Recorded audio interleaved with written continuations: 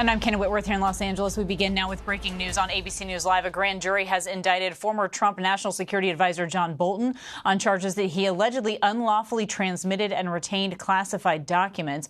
Bolton has denied ever unlawfully removing classified materials from his time in government. But you may remember the FBI searched his home last month, and it now does appear that he is the latest Trump political adversary to face prosecution after James Comey and Letitia James. I do want to bring in ABC News Washington Bureau Managing Editor Catherine Faulders, along with our ABC News legal contributor and Hofstra Law Professor James Sample. Good to be with both of you. And Catherine, you and your team have been working on this reporting here. The indictment's coming down here, and you talked about how many counts he might be looking at here.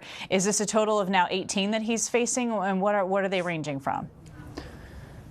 It's a total of 18. So the first 8 here are alleged transmission of national defense information. The other 10 are of retention of classified documents. Now, what's interesting here in reading this indictment, it's more than 20 pages here, but it details all of these counts and goes through the documents that Bolton is alleged to have transmitted. And I just want to be clear that it doesn't appear that he's transmitted these documents directly to a foreign adversary, if you will. We don't, we're still reading through this to get the details, but that's an important point, even though it could have gotten in the hands of a foreign adversary, because as we've reported, he sent documents on an AOL email account that we believe, through our reporting, was later hacked. So that is how the documents potentially got in the hands of foreign adversaries. But what's important here is that going through, looking at the dates of this approximate transmittal of these documents, it all happened, at least 7 of these 8 counts, while Bolton was National Security Advisor during Trump's first administration. So leading up to when he then ultimately left in September. Only one of those counts on the transmission portion of it was after he left. So this was happening when Bolton was a White House employee during the first Trump administration. And then, of course, it gets into the retention here. It details documents that contain a range of descriptions about their contents. I'm reading this here because I think it's important. Prosecutors say that one document reveals intelligence about a future attack by an adversarial group in another country.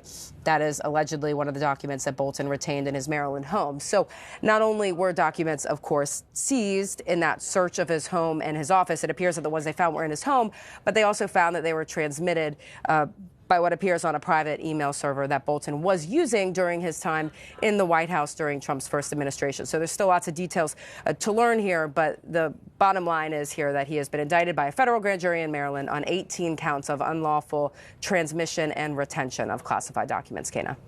And Catherine, as you're talking there, we were showing video of Bolton's home just a short time ago. As a reminder to our viewers, it was a search. But Catherine, following up on a couple of things you just said there, in terms of what kind of information was being passed around here and the idea that perhaps there was some intelligence related to a foreign adversary's missile launch plans, and they sort of focus in on these 10 documents. But also, Catherine, the indictment highlights what they write as diary-like entries that he allegedly sent around. Yes, he was also known to take notes, extensive and copious notes. So it's likely that he could have taken notes from those classified documents, then therefore making the notes in and of themselves classified. So it does refer to diary-like entries. We know that the investigation, at least following the search, but also leading up to the search, did in fact focus on the email server, but also notes that Bolton took. So we do know from detailed affidavits released previously that they did seize a number of binders labeled Trump, for example, on them. So it was going through those materials, including digitally, including all of the electronics that they seized, where it appears that investigators found more of these documents. But it does go into great detail without naming the countries, for example, talking about missile launch plans. I'm reading this reveals intelligence that a foreign adversary was planning a missile launch in the future.